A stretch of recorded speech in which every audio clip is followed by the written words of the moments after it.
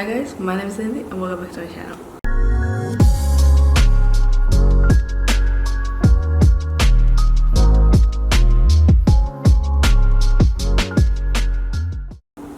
Okay, I have one day to edit this video and get it up because I want to do my May wrap up. I've been planning to do this for a while and just didn't get to it.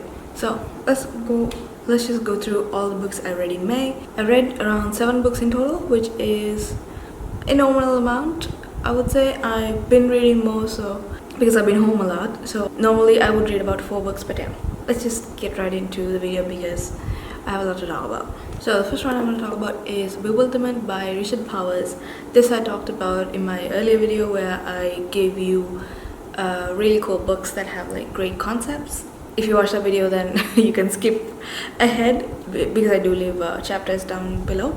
So Bewilderment is about a father and son who is going through the death of their mother, and they are trying to cope with their grief and deal with it on their own terms and their own way. So this is a very powerful and very heartbreaking story. I honestly didn't expect the ending. It came as a surprise to me. I was not expecting it. I thought it would be a happy ending. Anyway, the father is an astrobiologist, so he's somebody who looks at other planets in faraway galaxies and decide whether they are habitable for human life or not. And the son is of course like very interested in everything that he does, so they have these very interesting and really fascinating conversations about life, about the universe and how expansive it is and the meaning of life. And the whole story is about them having a conversation. So 99% of the story is revolved around the two just talking, and that's how you kind of understand the story and that's how you understand these characters. You recognize these different undertones when you read their conversations, and the title itself is like the child is very bewildered by a lot of things because he's also been diagnosed as being on the spectrum of autistic, so he's easily distracted, he's easily angered, and the father has to deal with that as well as the death of his wife. So there's a lot of stuff going on here. It's a very powerful book. There's trigger warning for death of a family member. I highly recommend this. This was a great read. I gave it a 5 out of 5. So then I read a very light but thick book, Crescent series, House of Earth and Blood and Sky and Breath. So these two I did as a reading vlog where I read both of them, and if you want to see that you can check out like the link up there for my full thoughts and feelings about it. So this is very similar to her other works. Now in Crescent City it's a very modernized city where you have so many different types of creatures living. You have werewolves, you have vampires, you have witches, you have fae, so all of them together. And Bryce is half fae and half human, so they have different houses where each of these creatures belong to. And you start the story when Bryce comes home to see that her best friend who is a werewolf and her entire pack is murdered, and the story starts from there when she is recruited by the police to investigate this murder, and that's how things start. I gave this book 3 out of 5. It was fun, it was enjoyable. I mean it's Sarah J. Maas, so there's nothing more to say in terms of like characters or plot. It's just a good ride, you know. And there's like Bryce has this half brother called Rune, who's actually like one of my favorites. He's the one who I was most interested in because Bryce and Hunt, who is like the love interest, didn't do it for me. They weren't that great as characters, but I really liked Rune, especially in the second one, which I gave 2 stars to. He was the only saving grace in this book. There's honestly nothing more to say there. These books did not have to be this long, not in the least. There's barely any plot and any character development. It's just you following along these characters. It's like a fun time, but when you sit back and think about it, that you don't gain anything from reading these books. But Sarah J. Maas is my guilty pleasure, and I will continue to read her books because I'm trash. Then I read one of my highly anticipated reads for this year, and that is The Book of Cold Cases by Simone St. James. This unfortunately was very underwhelming. I was expecting it to love it because it's about this girl who's like a true crime blogger, and she gets to write about this murder that happened like 20, I think 2 or 3 decades ago, and they arrested this woman for the crimes. It was called the Lady Killer Murders, and woman who was acquitted, she walks into this girl's workplace, which I can't remember where she works, and then she wants her to interview her. So that's how it starts, and it's very fun. The premise and the beginning of the story was like actually really fun, and I was very interested until it became something more than a thriller. It started to become very thriller/horror, and I did not like that element in the story. I felt like it was very unnecessary. It didn't have to be there because it didn't really serve a purpose at the end. So I gave this 2 stars. I did like Beth, who is the alleged killer in the story. Her and this other character who pops up later on in the book, their relationship I really enjoy, especially because it that happens in like the flashbacks. So that was fun. I was enjoying it. I kind of gave 2 stars for that because nothing else stood out to me. The characters felt very flat, and especially the main character, she was just like a plot device, just there to carry the plot along. There was nothing to her as a character. You don't really get to see anything interesting. However, like that character was much more fleshed out, but nothing was quite doing it for me. But I finished it. It was fine. Honestly, there's nothing more to say. So let's move on. So next I read A Man Called Uber by Frederick Bachman. This is my first Bachman book, and I have to say it is a success because I really liked it. I enjoyed it a lot, more than I thought I did. I gave it 4 stars. The story is about this man called Uber. He's about 60. He's a very grumpy person who has very problematic views, and he says a lot of problematic things. So bear in mind, he is not a likable character, and I don't think Bachman intended us to like this character anyway. You're not forced to root for him or anything. He just writes it the way it is. It's up to you to decide whether you want to root for a character like him or not. And I personally didn't, because I don't agree with a lot of the things he says, especially like a lot of boomers. He doesn't think twice before he says anything. He's very grumpy. His wife passed away, I think maybe a year ago, and he's been living alone. At the beginning of the book, he wants to do something, which again, spoiler, I can't mention it. He wants to do something, and that kind of gets disrupted by this family moving into the house next door. And the story kind of picks up from there when Uber keeps going back to doing what he wanted to do, and then life kept getting in the way until he finally realized that there's more to life he has yet to live. And there's also a cat, and that cat was really cute. There's a lot of characters that I enjoyed in here, but Uber was not one that I rooted for. But I have to say he's a well fleshed out character with so many flaws. He doesn't always do the right thing, or he doesn't always say the right thing. He makes very questionable decisions, so that kind of makes you angry. And sometimes I got really annoyed reading this book. But also, I mean, that's the thing, I like when books make me feel things, even when it's not positive things, right? And also, Bachman has this way of writing where he knows how to thoroughly get you into a scene. So sometimes you can just picture yourself walking down the street with Uber and having a conversation with him.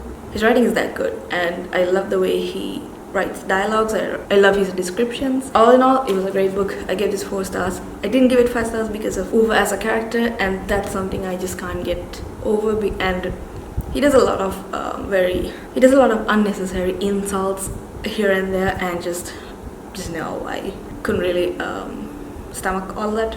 So that's why 4 stars, especially because this is a good book, and it's a good story.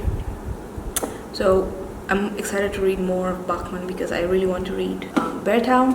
And I know that the American adaptation of this book stars Tom Hanks. They've announced it recently, I think, and I personally think Tom Hanks is like the best casting for Uber. He can do the grumpy old man really well. Then I read The Rule of Bulls. This is the second book to King of Scars by Lee Bardugo. This Uber and this other book that I'm going to talk about, I read this for a reading blog, and I will link it up there, all my thoughts about this book. But essentially, Rule of Balls was so much better than King of Scars. I didn't like it as much. I enjoyed the story. I think I gave it like 3 stars or something. But this one is really great. This reads more like Six of Crows, whereas King of Scars read more like Shadow and Bone. So the writing it feels more adult, and the stakes are a lot higher in this one, especially with Nikolai and Zoya. Nikolai as a king, he has to make a lot of really hard decisions, and the way he contemplates everything and the choices that he has to make as a king, and all the while having feelings for Zoya, who is also a general. So you see both of them grappling with that conflict of their love for their country and their love for each other. Nikolai and Zoya really carried the plot for me. This is the second book, so I can't really say much about the plot because a lot of it has to do with with what was set up in King of Scars. In terms of like the world building, I mean, the Grishaverse is already very interesting, and I will read anything she writes that is to do with the Grishaverse because I just like the world so much. It was great being back in Ravka, being back in Kerch, because you do see scenes from different. You actually see scenes every country. You see from Fieda, from Zhuhan, from Ravka, and from Kerch. So actually, it's a well-rounded story with a lot of perspectives, and that I found really nice. But I have to say, Nina's character was also a big disappointment. Just like the Crows, I mean, she's part of the Crows. So I mean, Crows in this story did not do it for me. I don't think they were necessarily well-rounded, and they didn't have to be there because things that they did was not significant enough for the Crows specifically to be there. So everything that they did could have been done by anybody else. I didn't really like it, and I also don't like the whole the villain part of this story. If you know, you know. We've done that before. We don't need to do this again. That's the story. That was fine. I mean, I'm gonna give this 4 stars because I really liked Zoya and Nikolai. No matter what happens in terms of the plot, the characters, those two were like so good that they kind of compensated for the lack of plot and the other characters. So really like this. I really love Zoya, and I love everything about her, and I love everything that happens to her. She deserves everything that she got in this book, and I just can't wait to see more of Zoya. She's actually now my favorite character in the Grishaverse because Nina was a disappointment. She did not need another love interest. She does not need this plot line, you know. No. And last but definitely not least, this is my favorite book so far this year. It was such a random book that I picked up for no reason at all. I just wanted to read it. It's been on my shelf for a while, and that is Gideon the Knight. Where do I begin? It's obviously 5 stars. I loved it. It's about necromancers in space, and they also happen to be queer. So the story begins with Gideon trying to leave her planet because she doesn't want to live there anymore. She doesn't belong there. She basically fell into this planet, and nobody knows how this happened. So she's an orphan, and in this world there are 9 planets, right? And they're called houses. So in the first house you have the Emperor, who is the big man, he's this powerful necromancer who raised the dead, right? The world died many 15,000 years ago. Everybody died with it. And then he came along and he kind of raised the dead and he brought everybody back, but they are undead people. So in this world you have skeletons, you have normal people, you have undead people. So there's like it's very confusing at first because it's such a original story that you haven't really heard about it before. So it's very hard for your head to like wrap around what's happening. And it's also happening in space, but you don't really it's not sci-fi. You don't really get to see a lot of space stuff in it, except for the fact that they travel in shuttles. That's the only thing you need to know in terms of like science fiction, but everything else is fantasy. And now the Emperor calls upon these houses because he needs lictors to serve his army or whatever. Lictor is like the knights of this world, right? They report and they serve directly to the Emperor. They're like the highest. It's like the highest rank in terms of like soldiers. So in these different houses you have their own royal houses, right? So in the 9th house, which is where Gideon is, you have Harrow, who is the princess, and you have the king and the queen. The king and queen also under people, but Harrow is a normal person. Harrow, oh my god, Harrow is just Harrow and Gideon together.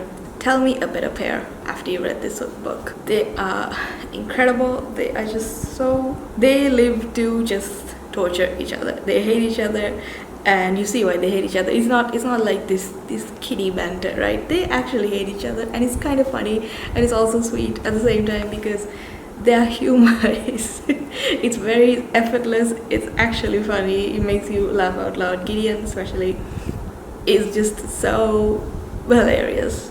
The things she says, and then Harrow is very unaware of how funny she can be. Like, she actually considers herself to be very serious, but the fact that she's so serious makes it actually hilarious. So Harrow wants to participate in this training to become a lictor, and she has to take the cavalier, who is like the first in, who's like the right hand to the king. And the cavalier in the 9th house is very much unskilled. He is not for this role, but his father used to be the cavalier to the king, and now it passed down to his son. And Harrow doesn't want to take him because he's not good enough, so she kind of lets him go and ask Gideon to take his place.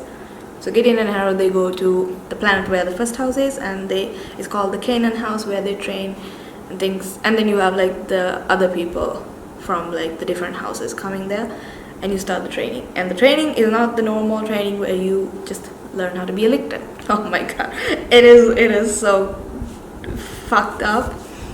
The whole training, you realize it at the end of it because nobody tells you what happens. Okay, even the person who resides in Canaan house doesn't know. He's just there to take care of these people. And some people are these are like old people, right? You have people who's like 40 years old, you have 27, 26, and then you have 2 kids from I can't remember the house. I think it was the 3rd house or something.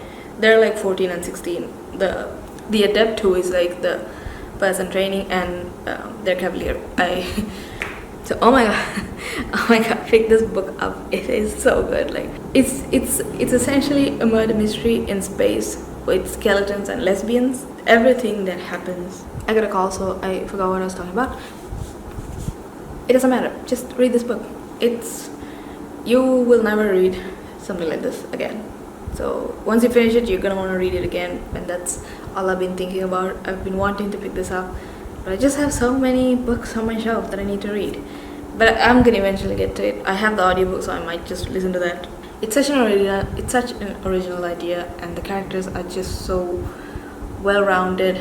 They're flawed. They have so many hard decisions to make in these trials. It's literally everything they do. The stakes are so high because you make one wrong move and you're dead. That's how high the stakes are, and that's how much you have to be very careful of like who you trust and what you do. And it goes for every character. It's not just Gideon and Harrow. Everybody is at risk, and you start to care about most of these characters. I like them all. I honestly didn't have a character that I was like annoyed at. They were really well written characters. So when things happen, I actually do care about these characters, whatever they go through. But yeah, can't spoil anything. Just go into this. I've already said too much. I just want you to read this. Go into it blind and read the book and thank me later, because you will. It's just so good. Okay, and the last book I read for this month is Lease on Love. This is I think Gabby recommended it in one of her vlogs, and it sounded interesting, so I picked it up. It was not good, okay. I got through like 60% of the way through the book, and it was still going. It just started to become very repetitive. The story is about this girl who gets fired from her job because she didn't get the promotion that she wanted. She has this white collar job, and when she doesn't get the promotion, she kind of makes this huge scene, and that gets her fired. And then her friends kind of tell her that she needs to like chill out, have some downtime, go on dates, meet somebody, have some fun. So she kind of takes them up on their offer, and she gets drunk one night with her friends, and then goes to this app to find out potential. It's like a dating app, and what she doesn't realize is that she was also looking for roommates because she can't afford to live in the place that she's living without a paycheck.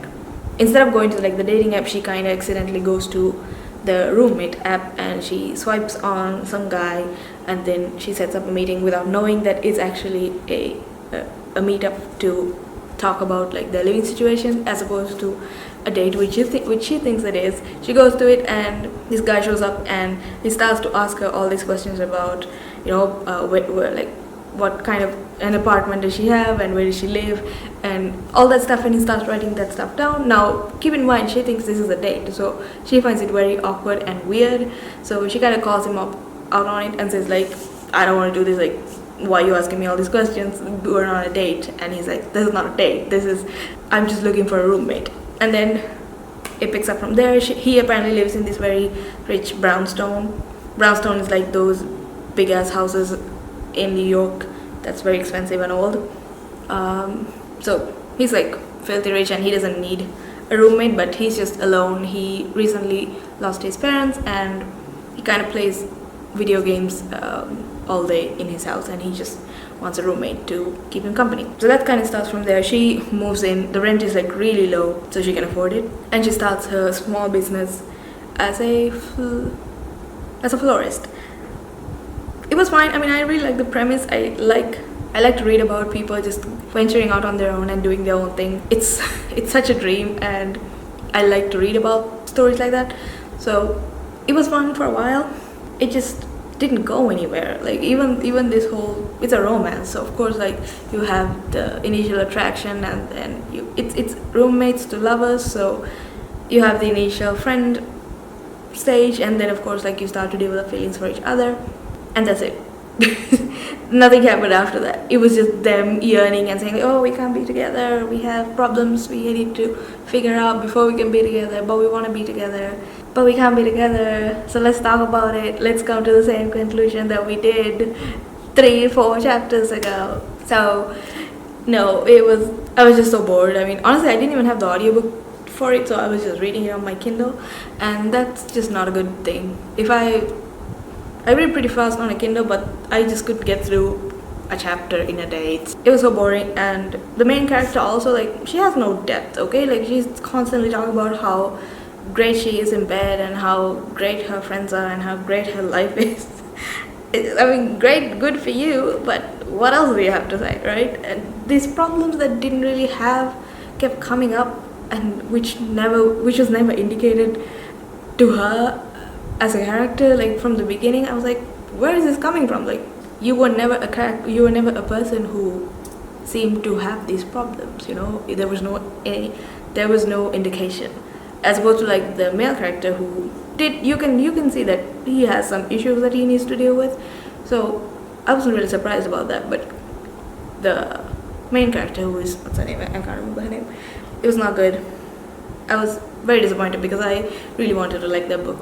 I think I gave it like 2 stars because it was, I would say about 50%, I would say about 30% of the book is good, the beginning part of it, and then it just, nah.